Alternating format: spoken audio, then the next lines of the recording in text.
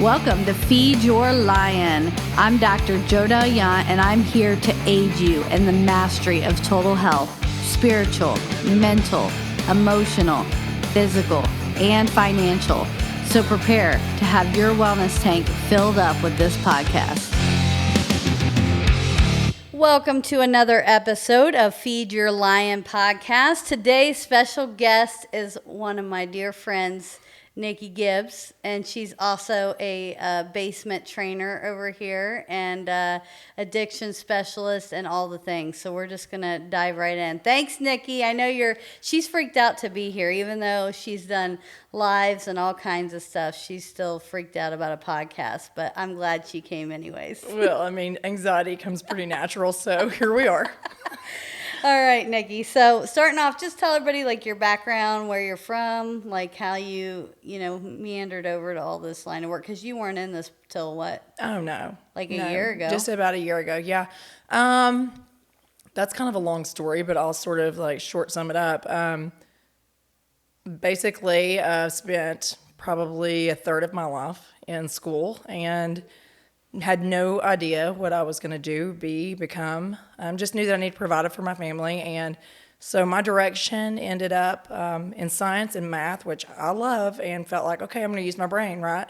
Mm-hmm. Well, sometimes what you plan for yourself isn't what God has planned for you. Mm-hmm. And so for the last 10 years, through tons of trials, tribulations, trauma, that sort of thing, God has groomed me with addiction and driven me to pursue a career in it, in helping others and, in the substance abuse addiction, but also like in the field of recovery. So I know that we may end up talking about this later, but like I consider it a blessing to be able to work in recovery specifically, just helping people to restore their lives, whether it's in addiction from substances or depression, physical fitness, that kind of thing. Yeah. So, but yeah, there's been some pretty deep like twists and turns that have led me there. And specifically, when I lost my sister to substance abuse, that was sort of a really pivotal moment. Yeah. Yeah. I didn't want what happened to her to have happened like in vain. Absolutely. So, I mean, everything has purpose. And while at the time, like I didn't necessarily put it together, it was a lot of grief. And for a long time, like I realized that like there's something bigger, like her life happened for a reason and her death too. Yeah. So that's why I'm here. So when you first started, because you said the science, math stuff, you were doing microbiology stuff first, right? Or where did you even do? I don't even know what you did before that part. Yeah, I've always worked in a lab. I worked in environmental lab, and I've worked in a tox lab most recently, and I also worked as a calibration technician. So I've always been in the field of like fine-tuning things and analysis, and I really enjoyed it. There's a lot of like, it's right or wrong.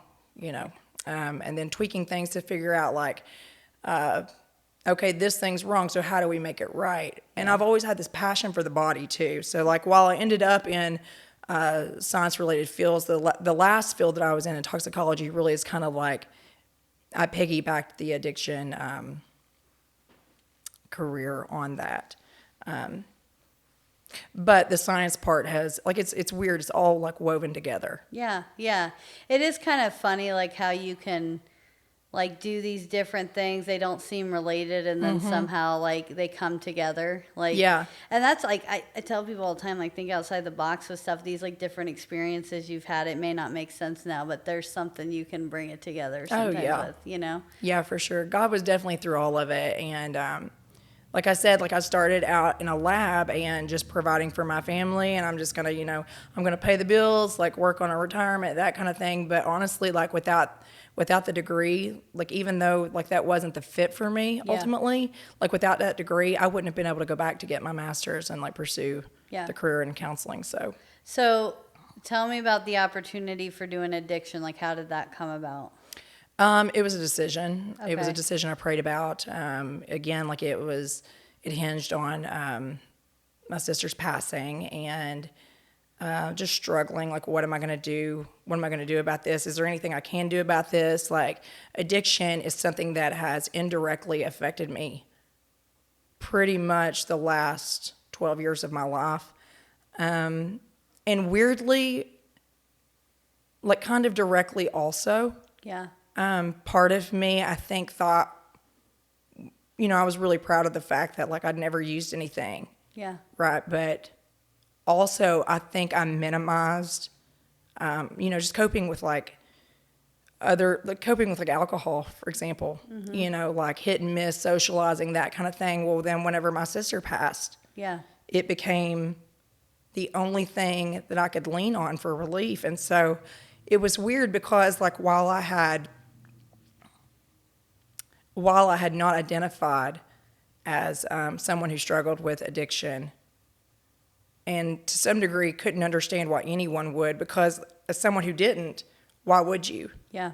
Like why would you sign up for the negative consequences of that? But I saw how quickly it can sneak up on you, and that literally it can happen to anyone. And it does. It happens to, I think everyone struggles with addiction to some degree, to something. Yeah. There's always like this one thing that like you're pursuing at the expense of everything else, and left unaddressed could cost you more than you're willing to give up.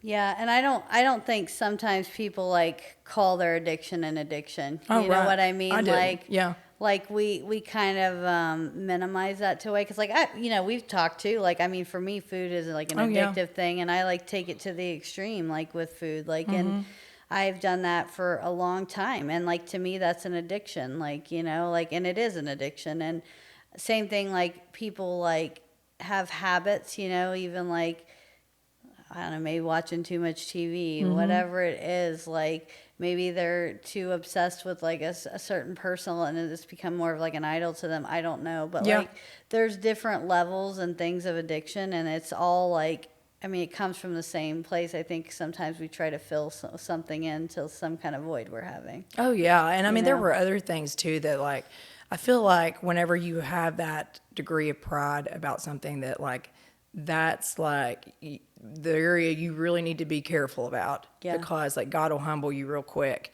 And for me, recognizing that if I didn't do something, and I'm thankful that I was in school when I realized that like, okay, these are the red flags. Like I have the red flags. You know what I mean? I had the red flags. This could catch for me, but it didn't. Like I don't struggle with like alcoholism, but what I do struggle with is like working. Yeah. Like I work too much. I use that as a coping skill. I use Sure. it as a way to distract me. People pleaser, caregiver, Yeah. like to a fault. Yeah. And like an enabler. Yeah. Even. But they're all things that like once you realize that like these things are taking the place of like I was taking care of so many other things that I wasn't taking care of myself. Mm-hmm. Right. And so that's when like I rooted in with the gym, and depression even like was settled in and all that. I didn't mention that, but like depression can absolutely it was for me an addiction too, because I got really comfortable being sad and mad at other people for causing that sadness. Mm-hmm. Like not realizing that like I could do something about it. I was giving people permission, keys to like my happiness when I could have just done something about it, set boundaries. And The victim mentality. Oh, type yeah, of I was thing. stuck in it. Like 100%. Yeah. yeah, I was stuck in it, and I was making things worse trying to fix things too. Yeah. Just 110 trying to fix things instead of realizing like the thing that I needed to fix was myself. Yeah. Yeah. What do you think, like, some of those like if people are like kind of pondering through their lives right now, like what are some of those like red flag things you would mention that you think? Like with respect to any addiction, or Yeah. with one in particular?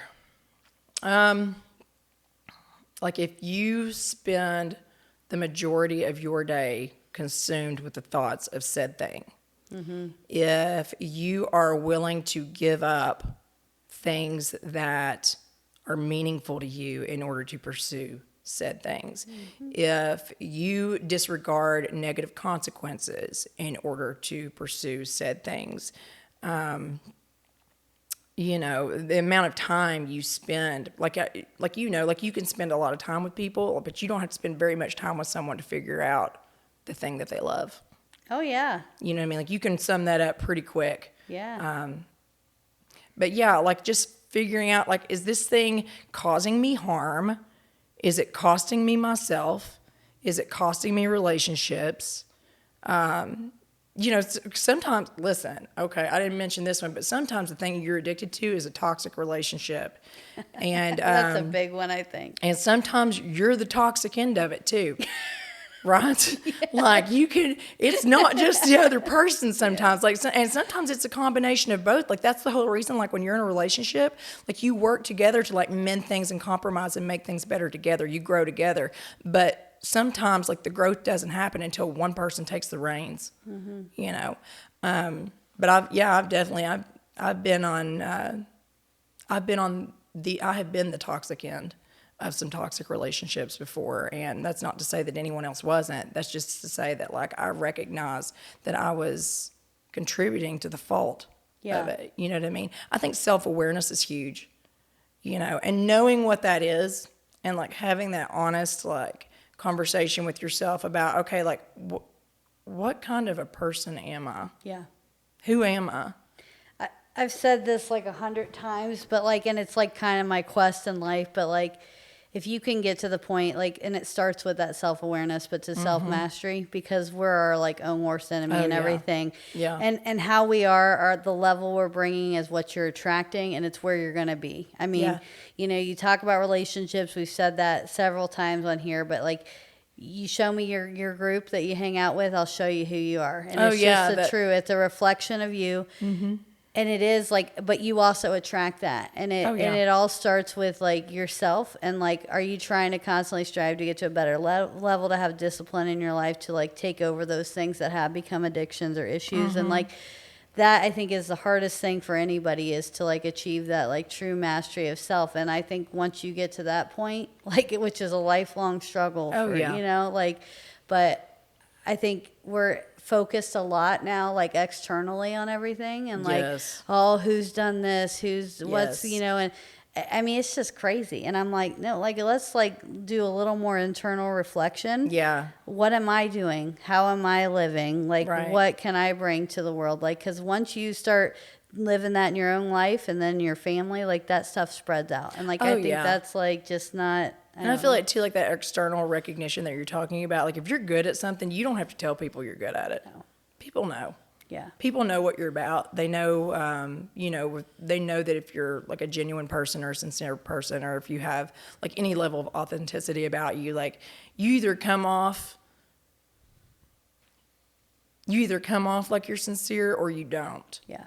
And I feel like that's one of those things that you can pick up within 10 minutes of conversation with people too. Like, I can tell pretty quick if someone's speaking from the heart, or if they're speaking from a place of like, where can you get me? You know? Yeah. But yeah, you got to have that conversation with yourself too. Like, you got to have that heart conversation with yourself about, you know, am I going to be honest, genuine, and sincere with myself right now? Because like, it's hard to sit with yourself. Yeah. Because there's things, we've all done things that like we'll never share, you know, and, but you know you did them, you know, and that's hard to sit with. And I always, like, I talk a lot about like how criticism is so hard to accept. But honestly, like, I would much rather accept criticism from someone else as opposed to like me to me, you know? Yeah. Like, there's nothing worse than like being hard on yourself. Like, you should have done better. You should have known better. You should have, you know, all the things. So you were talking about that in the gym the other day. I don't even remember what we were talking about. Oh my gosh, it's hard telling. It's some very random conversations in that gym, but but yeah, I mean, just like the conversations you have with yourself, like, and you were saying, you know, would you talk to somebody else like that? Even if they're screwing up and stuff, how would you phrase that to somebody else? You know what I mean? So like, if you're not willing to talk to somebody else like that, don't talk to yourself, because you can still be hard on yourself. Oh my gosh, yes. But do it in a right way. Like, same as you would with somebody you're keeping accountable in your life, like, you can talk to yourself that way too. Exactly. And I have a friend of mine, he's my very best friend, and It was weird how we friended up. Like, we were just opposite people with opposite views, perspectives, beliefs, but like we just held this space of like respect for each other. And anyway, he's a safe person for me, and so I'd shared with him, these are the things that are happening for me right now, and this is how I'm dealing with them, and I'm really like, it's a low, like I'm sinking. And in this conversation that I'm having with him, he was like, dude, he was like, you just got to love yourself. And I was like, what's that even mean? Like, that is so cliche. Like, what does that even mean to like love yourself? And he was like, the way that you love your kids, the way that you take care of them, the way that you meet their needs, the way that you steer them, the way that you correct them, the way that you help them up, the way that you talk to them, that's the conversation that you have with yourself. Yeah. And then when he said that, it clicked for me. Because I know how I love my kids. Yeah. You know what I mean? And the depths that I would go through to save them, were they sinking? And then here I was allowing myself to sink, And I think when he said that I was like, okay, you can't keep sinking. Like, depression is one of those things where, like, if you leave it untreated, you just let it run wild, it's like quicksand. Yeah. Like, you won't get up from it until you get up from it. You got to fight to get out of that. Like, it's got to be a you versus you, like intentional. I'm going to fight with everything I've got to get out of this. And you got to show up for yourself every single day. Yeah. And so anyway, I really appreciate when he put it like that because, I think it goes both ways too, because I do think like I want to push myself. I want to be like, no, you have more than what you're putting down right now. Like you can give this some more. Like, you know what I mean? And I think because you do that with people you love too. Like you see them like, you've done it with the counseling, with the training, like, you got more left. You can do more. And I think it's just the manner in which you do that. You know what I mean? Like, but I don't know. So. Well, I don't want to negate the fact either too that I sought treatment and got like some medication to help with this. Because sometimes you just need a break so that you can catch your breath and get up. Yeah. And I think it's important to mention that, but it's person dependent. Like, you got to figure out what works for you and find somebody that'll help you figure that out too. Yeah. So you said you made the choice to go into addiction. So then specifically. So then how long after you made the decision did you get the job that you're doing now? And what are you doing exactly? So it's interesting. So I went to school and it was 2 years. I worked full time while I was doing it. I had zero time for myself. Even during the summer, there were no breaks. So I literally would end a semester on a Friday and pick up on a Monday, and it was full time for 2 years. I was exhausted. Yeah. Like, if anybody that's gone to school, I mean, even if you have a full-time job, it's easy to be exhausted, but like, this was like a full-time job on top of a full-time job and trying to do the internship. Well, the internship that I'd done was with Ramey E-Step in Rush, Kentucky, and I developed some, what I feel like were close relationships while I was there. And so when I graduated in December this past year, I started applying, and like right off the rip, I got like 5 different offers, and I was really struggling. That sounds like a terrible problem to have. You know what I mean? Like, that was the first time I'd ever had that problem. But I was nervous because, each one offered different perks, kind of. Yeah. The one that I ended up choosing was the one where I'd done the internship with, and it was the most challenging. But it was where my heart was. Like, I could have worked, even though I'm addiction specific, I could have worked different hours, closer to home, more flexibility, that kind of thing, more paid time off. I could have had all that, but I chose Ramey specifically because it's where my heart was. Like, I developed relationships with the staff, but I also just developed this deep sense of like purpose. Yeah. While I was there. Like, I don't know how to explain. Purpose is what I hope where we steer into, because that, I think, for me, like, there's not been a day that since I've started working there, that I've not come home and just gone on and on about how much I love my job. And it's not the job, it's just the call to be there. Wow. Yeah. And to serve in that population of people. I feel like when I really appreciate and respect their stories, and it helps me see people differently, not just people in addiction, but people, period. Everyone is struggling with something, and the stories behind the eyes of the people telling it change you. And I feel changed just from working there. So, as far as like your purpose and your calling, you didn't have any clue though you were going to go doing that when you went to initially to school and stuff like that. I didn't have a clue. No, if you'd ask, there's no way. It's like it's so weird to me. Like when I just think about how the pieces, like how God's put them together, the thing that wrecked my life is now what I'm surrounded with. Do you know what I mean? Yeah. And I feel like, just like tearing a muscle when you're in the gym, right? Like you got to tear it and you got to let it heal. And you got to tear it and let it heal. And you tear it and let it heal. And the more you tear it and let it heal, the bigger that muscle gets, right? Yeah. I have been 10 years of tearing and healing with addiction. And now I feel like God's like, okay, you're strong enough. Yeah. You know what I mean? Like you can do this now. Wow. Yeah. And it's hard. It's hard to not be there and feel anything but like this sense of like humility, that not like, it's just a blessing that God has asked me to do that he trusts me to do that. Yeah. Yeah. But you did all the work. You were, this is the thing about it though, you were faithful to do the steps and to do the work. No, yeah, I was scared though the whole time. I was like, is this, because you know how like sometimes you think you hear God, but you're like, wait, is that God or is that me?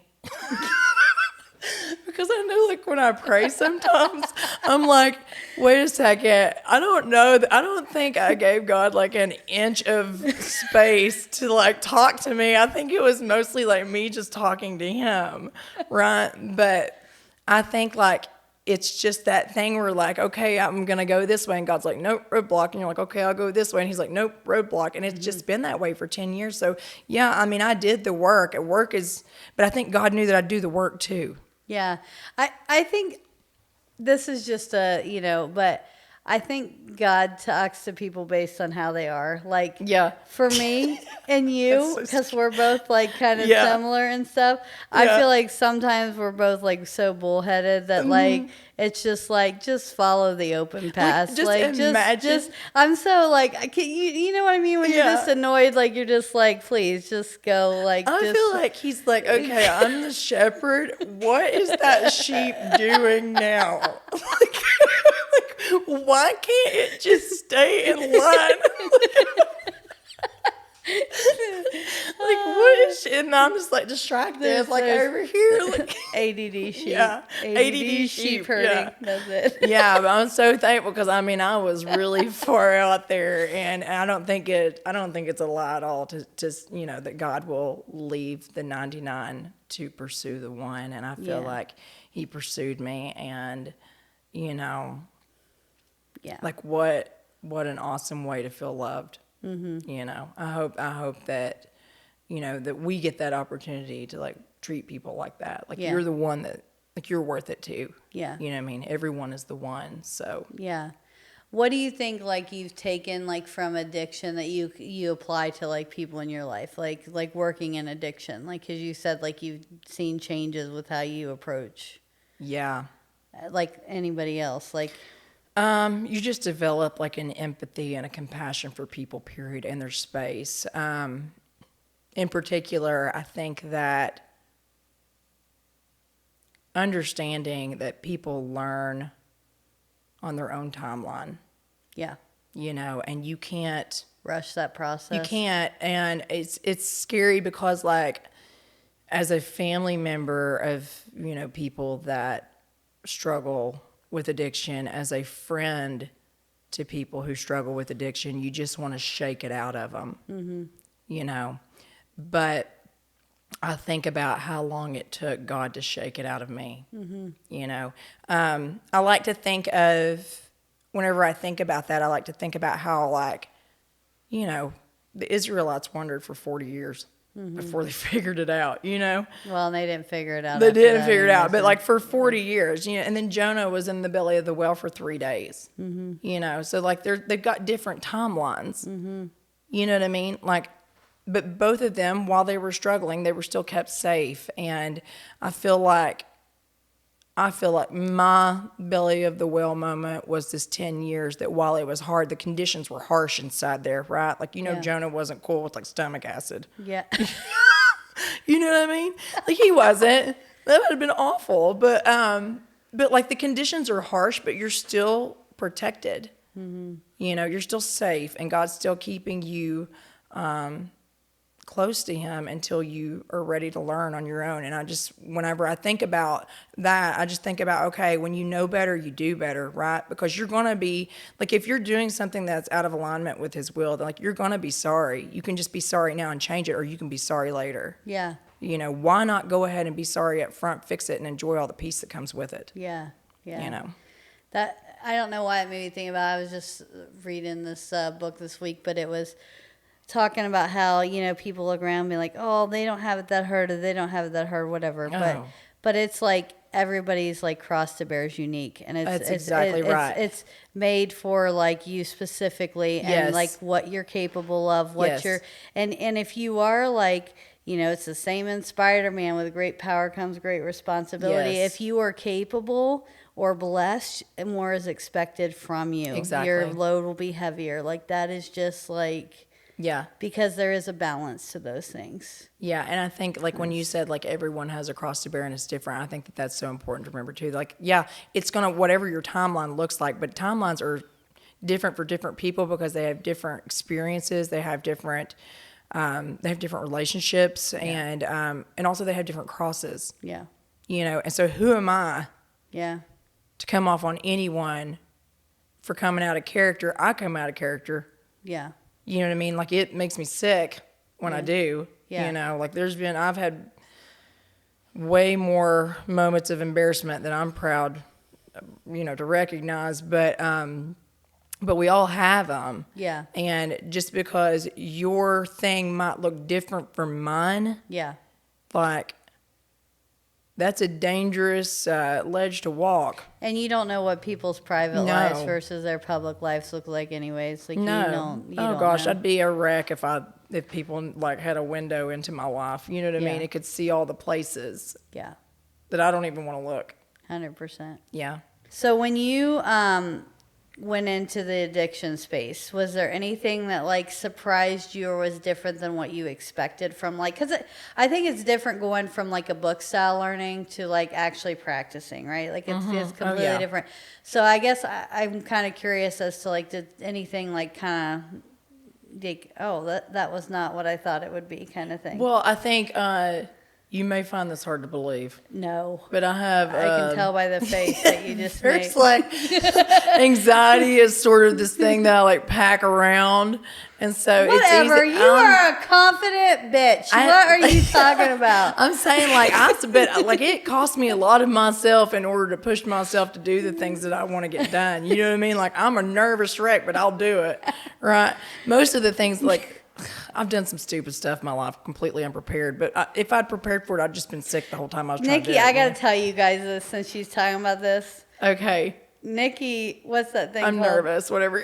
No, what's the boxing? Why am I blanking out? The Tough Man. Tough Man. Nikki, who has never like boxed professionally in her life, decided to go do the Tough Man competition, and she won. She won.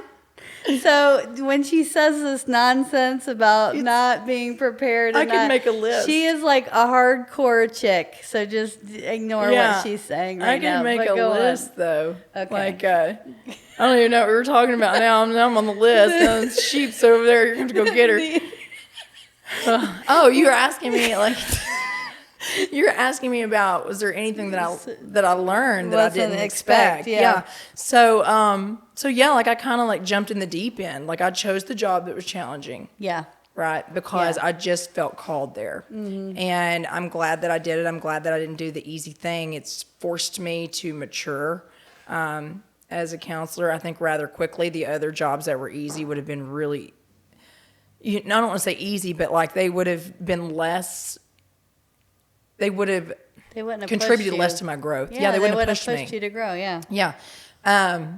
So like I feel like I kind of jumped in the deep end on this, and I'm glad for it. It's very characteristic of my lifestyle, so it made sense that I would do it.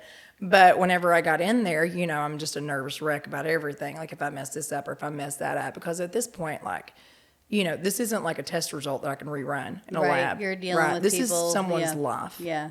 And I consider that to be a privilege, to be asked, or to be called to be there, to be asked to do it, and to be given the freedom to show up. And I hope to be an example for them, to lead by example, but also like give them a safe space Yeah. to like be themselves. But I think the thing that I learned was that two things really.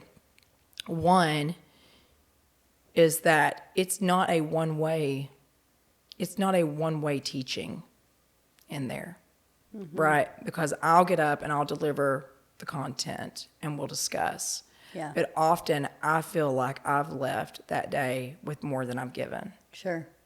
Do you know what I mean? Yeah. Like they've taught me about myself. They've taught me about how to respect other people, and not to say that like there's not times when they don't respect each other, but like in sort of like finding resolution and all that, like I'm teaching myself while I'm teaching them too. Yeah. Do you know what I mean? Sort of like when I was going to school and I was like, oh, these are red flags. Yeah. Like there's just this period of learning and it's still happening, and they teach me too, and they know that I struggle with anxiety. So when I come in there and I'm like, I'm having an off day, Yeah.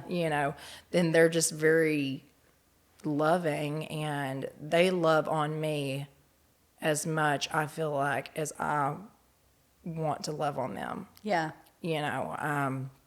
Just very protective. Like if they feel like anything's going wrong, they'll jump in and help and contribute and all the things. And it's just, it's a very like reciprocal environment. Yeah. So there's that, but also like there's this, just like the school and the learning and the red flags and stuff. Like I feel like there is this measure of accountability that I feel like God knew that I needed in my life. Like in a position of leadership, you have to be an example of the thing that you are teaching. Yeah. And that is, I was like talking all the time. I'm like, oh, here's the things and all the things and da da da. And I'm like counseling. And the whole time I'm talking about addiction, I've got these 44-ounce styrofoam Speedway cups full of Diet Mountain Dew that I just can't even drive without. You know what I mean? Like it's just not even safe. And I'm like saying like, I'm like, oh, I need another drink, da da da. And the whole time I'm doing it, I'm like, that seems like such a small thing, but like I have struggled to give up Diet Mountain Dew since the day I took the first drink of it. Yeah. And here I am telling them, asking them, motivating them, encouraging them to give up the one thing that they've built a relationship with, and I can't even give up something that small. Yeah. Like that's insulting, I feel like, to them. Well, do you know what I mean? That I can't give it up, but you give up this thing that's harder. But again, we call things in our society like this addiction's Exactly. okay, and this one's not. Yeah. You know what I mean? And like, I think like that, you're just talking about it made it more aware. You were more aware and more like apparent to you that, hey, like this is the same kind of behaviors I'm talking to them about. It might not be the thing that society criticizes, but I know in my own walk that that's still an addiction. Yeah. Well, and it's that thing too, like where I'm trying to like put myself in their shoes. Like I know that there's some stories of, people that I know that like their family members tried the substance in order to put themselves in the shoes of the addicted family member. And I feel like this is maybe like a flip side of that. Like I can put myself in the shoes of the person who's like experiencing like the cravings, the withdrawals, the triggers, the cues, all the things. And I can definitely understand why it is so difficult to walk away, especially when you're surrounded with it and that's what you know and that's your life and that's your lifestyle. Like in order to quit something that difficult, you literally have to be able to walk away almost Everything from that everything. you're comfortable with. Yeah. Like, what are you willing to sacrifice? You know, it's hard. It's hard. It has been hard for me. Like the consequences that I, stand to face were I not to give up Diet Mountain Dew are not as grim, right? But they're still there. Yeah. And in addiction, you don't see those consequences as closely because you're so fixated on the right now, you know. So It's an instant gratification. yeah. So it put that into perspective for me. Yeah. To some degree. No, that's awesome. Yeah. Okay, so we talk a lot about like mind body stuff. Yeah. And you're working the fitness side too on top of doing all that. You're a trainer. Mm-hmm. I truly believe that the spirit, mind, body are so interconnected. Oh, yeah. So interconnected. And there's more and more research, and even like the functional med program I'm in now, we talk about all the time. Yeah. But like, since you're in both of those fields with like the abuse side, like the psychological side, and then the fitness and physical side, what have you noticed like with an overlap of that, or like one thing contributing to the other? How have you noticed their relationship there? Well, first of all, there's definitely like you're using the word overlap. There's a word I'm thinking of, but I can't think of it right now. Or interconnected. Interconnected, yeah. The things that are similar, I think, is what I'm thinking of. Okay. So like with respect to addiction, right, you're basically talking about a substance that you're introducing into your body, and this substance is changing the chemistry, right? Yeah. Your body's going to respond to whatever you put in it. Yeah. It's the same thing with your health, right? Like, we're talking about addiction with respect to health, but if we're talking about the fitness side, like the gym side, anything you put inside, anything you introduce into your body is going to affect the chemistry of it, and this includes food, drink, whatever, right? Yeah. So years of substance abuse can lead to, chronic lifelong effects, and so can years of substance abuse with food. Yeah. And a lot of us have like an unhealthy relationship with food. We use it as a coping skill, much like, a drug. Yours truly. It becomes your drug. And then we end up with the adverse effects of it. Some just worse than others. My heart breaks for people who are heartbroken about the fact that, like, in the addiction to food, that you can physically see the effects of it. Yeah. Sometimes in substance abuse, you don't know someone's using. Right. Right? But if you struggle with a food addiction, it's very evident, if you don't control it, right? Yeah. It's very evident, and people carry that around. I feel like they wear their bodies as like a badge of shame. Mm-hmm. They're embarrassed about themselves, and it breaks my heart for them. And so, just like in recovery from drugs and alcohol, I find myself very drawn and compassionate for and empathetic with and find purpose in helping people restore their bodies after years of abuse to it, with respect to like engaging in their fitness, engaging in their health, right? Because it's bigger than just like lifting weights. Mm-hmm. Yeah, I lift weights. I love lifting weights. It was actually the thing that sort of like steered me out of depression. Yeah. And because it was that 1 hour and a half, if I could make it there a week, where the pain of lifting was heavier than the pain of what I was feeling, and I had to focus so hard to get it done that it was like a break. Yeah. It was like taking a nap from like all of my trauma, as weird as that sounds. But it gave me too, like it gave me that boost of the dopamine that I needed, and it helped me like to, stay in connection with people who were like-minded and have that community and have that support, and people who cared about me and checked on me. And I needed that more than anything, because when you're depressed, you don't tell people. Yeah. You know what I mean? Like, I didn't. Some people do, but I didn't. I didn't want people to know my business, But anyway, like with the restoring myself back to health, I've learned that like the gym is where I found that. The gym is where I found like refuge from all of the problems that I was experiencing in life and with people, with relationships, with whatever. And even though I wasn't like 100% committed, like I wasn't showing up 3 and 4 times a week at the gym. I was more like 1 to 2 if I could get there for a minute. Like there was a block of time where I couldn't even make it there 2 times a week. But as long as I kept my foot in the door, you know, it was almost like I hadn't completely given up. Yeah. Yeah, and I can remember saying if I ever stop going to the gym, like that's huge cause for concern, right? Because it's something that I really loved and like made me feel good. But you know, like I wasn't eating healthily. I wasn't like I was just very just get through the moment kind of thing. And then once I started going and spending time with other people and listening to them, and again surrounding yourself with those 5 people, you know what I mean? Those 5 solid people. Then you sort of pick up on their habits, the things that you want in your life that they have in theirs. Use character traits, things like that. Strength, right? Healing. And so then I started focusing on putting the pieces of my life back together, and that looked like seeking professional help for depression. That looked like eating a balanced diet, because it was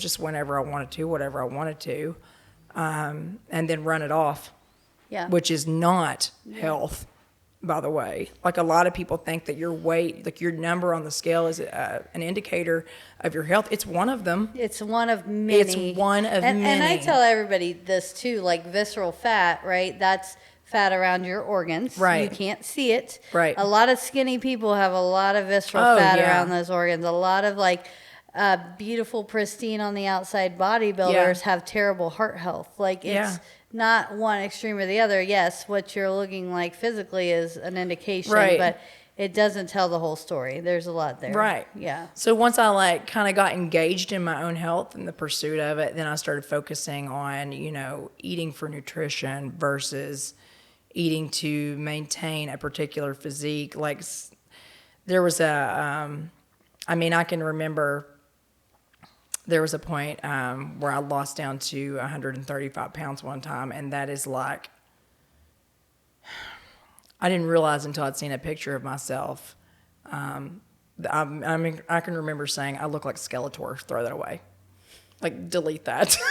Like, it wasn't healthy. The number matched what according to like my height or whatever, but I did not look healthy at all. My face looked gaunt, and I can remember saying too, like, you know, if anyone ever said to me like, you're too skinny, I would take it as a compliment. And that's just such an unhealthy way to like view yourself. Like, my goal right now is to set myself up to live as long as I can so that I can serve as long as I can in my purpose. Absolutely. You know, I don't want anyone to have to, and I know that I don't feel like the people in my life would feel like this, but I don't want to even position myself to be a burden to anyone. Like, for as long as I can take care of myself, that is my responsibility. Well, even to what you just said, I can't stand it when people talk about like, all that matters is the spiritual life. Well, I get that. That's the most important, right? Like, I'm not like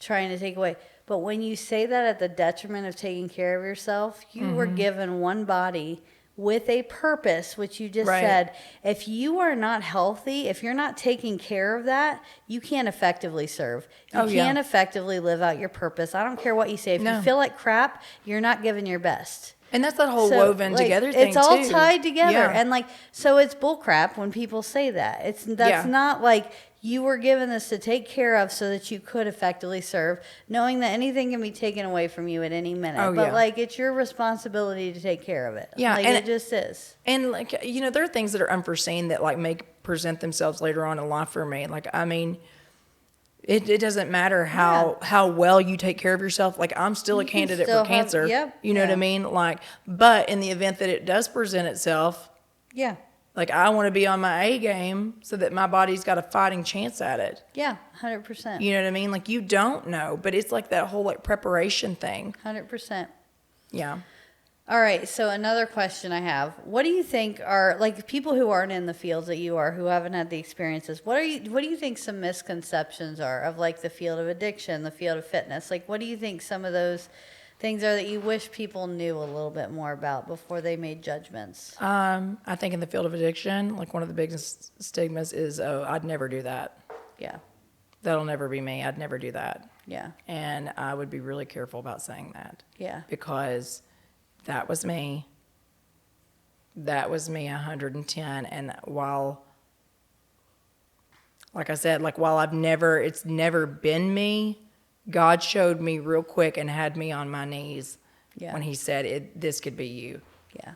You know, Yeah. it very well could have been. And there were things that maybe I was addicted to, like I said, working and just relationships that still cost me some of the most important pieces of my life. Yeah. Because I was so focused, hyper focused on those things. Yeah. You know, and so I think it's important, like it was important for me to find balance. Like addiction is something that will sneak up on you. No one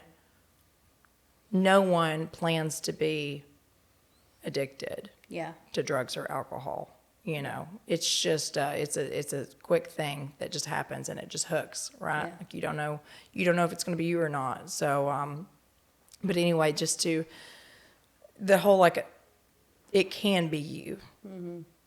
It can be you, and it can be one of your kids. Yeah. You know, you don't have to have a huge trauma story for it to be you, but that doesn't make what somebody went through any less serious than what someone else did because they do have one. Yeah. You know, so maybe that's the misconception I think about addiction, is that just that everyone has their own path that leads them to where they're at, and I think that God meets them where they're at and teaches them what he wants them to know. I pray that everyone's willing to listen when he's speaking to them, and that they don't shut him out, because like he'll scream at you until you hear him.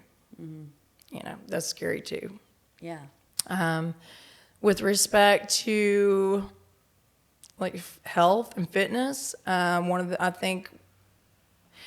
things that I think for me is the hardest thing is hearing people say, "Oh, I can't do that." You can do whatever you want to do. Yeah. Like if you want to do something, you do it. You can do it. Yeah. Your can might look different than someone else's Sure. can, but you start where you're at and you fight for it. It's a very compare to yourself thing. I Yeah, think. it is. And fitness in general, genetics plays a huge thing in that. Like, Oh, yeah, it does. And what you've done with your life up to the point of like stepping foot, like plays Yeah. a huge role in that. So like giving yourself like, you know, little goals and like just continuing to show up, you'll make progress. Exactly. And also to remember too that like, again, progress is not that number on the scale or that selfie. Progress is like, okay, what pieces inside of my body am I putting back together so that it can function optimally? Mm-hmm. Like, you can't see, you know, on a cellular level, mm-hmm. like if you're able to process A, B, and C correctly or not. You know, or what you need, that's why it's important. Like, one of the things I'm grateful for is that, like, with your wellness center, like, people can show up here and get tested so that you have, like, a rubric with which to gauge your body by. Like, you don't know what you need until you figure it out. And then you meet yourself where you're at. Like, I only recently started taking, like, vitamins and supplements, and that has been in pursuit of my health. I'm very careful to... And this is part of the reason that, like, I sat down the Diet Mountain Dew, too, is because we introduce so many unnatural things into our body, and it makes changes synthetic changes. Yeah. Well, like, I say this all the time, like, exercise is the answer to so many things. Oh, like, yeah. Like, I mean, study after study after study. Even, like, with the class I'm in, we were just talking about, like, sleep stuff. Like, study of shape resistance training was the best for like anybody under 64 when they did big randomized trials for sleeping, and then over 64 it was like a combination of resistance and aerobic training, but like exercise. But it's like that on everything is like the exercise piece, like your energy, you know, muscle store ATP, you get your energy from, like, if you have more like muscle, like, you know, like it's, and they start to atrophy when we age, like that's the downfall of a lot of systems. Might as well have a head start. You know what I mean? Like, Shut up. I'm just saying, like, lift and get ahead of yourself because it's going but to do that. But no, but seriously, like it's so much like of your health, and like Yeah. people just they don't understand the importance of those basic things. What are you putting in, and like what are you doing? I think it's a culture thing though too though. You know what I mean? Like our society teaches us like it's an image. Like everything is such a selfie culture and which is so opposite of health. Like, you know, even like the selfie culture, I think it contradicts health. Yeah, because sometimes like in order to look the way that you think that you're supposed to look, you'll go to extreme measures to sustain it. You know, long term, not good. not good.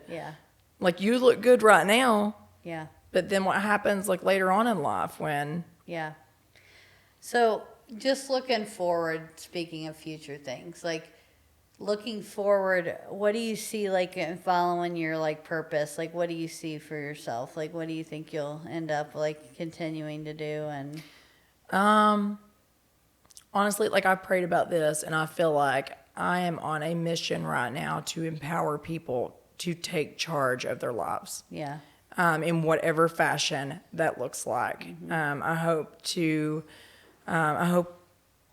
help anyone see their worth. You know, like a lot of times, like we will shelf our worth and whatever that, in whatever capacity that looks like. You know, like I hope to equip myself with just more learning so that I can meet people where they are. This could be with relationships. It could be with, you know, self-love. It could be with, you know, addiction. You just fill in the blank. But I really just want to be that person, that voice that helps empower people to be in their own recovery. Whatever that looks like for them. Like reclaim your life, rebuild your life, and find the thing that makes you feel alive again. Right? And then your purpose. Like I feel like for me, the thing that makes me feel alive right now is just this road of purpose that I'm on, which is so foreign to me because if you had asked me 10 years ago, like, what's your purpose? Because I think it changes too, depending on what season of your life that you're in. I was gonna say, what would you say to somebody who doesn't feel like they have a purpose? Well, if you're breathing, you have it. Right? Like if God's giving you breath, he's got something for you to do. Right? Like that's a gift. So anyone who's not living in it, I would encourage you to, you know, develop that relationship and figure out what that is. And, you know, there's no way I could steer you. I couldn't even steer myself. You know what I mean? I just kept going and pushing, and then, you know, God just lined it up for me. But, you know, 10 years ago, I would have told you that my purpose was being a mom. Right now, I'm telling you that my purpose is being a mom. But I'm also telling you that my purpose is living in alignment with the character of God, and whatever I can be or whatever place I can serve in order to make that happen. You know, I just want people to feel the same kind of alive that I feel right now, because what I have right now, like this feeling that I have inside of me to like help others and be a part of their lives and invest myself in them, like it's something that I will protect. Like I've never felt this strongly about that peace that people say that they protect. I protect my peace. That's what this is for me. Yeah. My peace is with other people right now. So as we start to kind of like wrap things up, is there anything else that you kind of like want to mention or want to say that we didn't like cover in this? Just I'm grateful for the people that I have in my life right now. I feel like, you know, God has handpicked them for me. And I feel like any one of my clients, either at Ramey or here at the basement, I feel like God has handpicked them for me also. And so that, I mean, like my circle right now includes you. Like I think I'm very fond of you, and just like the way that you lead by example too. And I feel like I gather strength from you, and I'm very thankful for that, because strength was not, weirdly, like muscle or not, like I don't feel like I've been a very strong person. Really? Yeah. Like I feel like I'm very tender, like hearted and emotional, and I think that that's a good thing. Like it's a strength of mine, but I feel like it can be a weakness too. Do you know what I mean? Like easy to manipulate, easy to take advantage of, easy to walk on. That whole people pleaser thing. I got you, I was but talking I about. think that's funny that you feel that way though, because I don't think that you come off like that at all. And that's certainly not how I see you or have ever seen you since I've known you. And I don't think other people do either. So it's like interesting the way you view yourself versus like It's that whole conversation I told you not to have with yourself a second ago. I'm like, be nice to yourself. Don't say mean things. but no, it's like Yeah. it's just interesting like what we like those conversations Yeah. we have.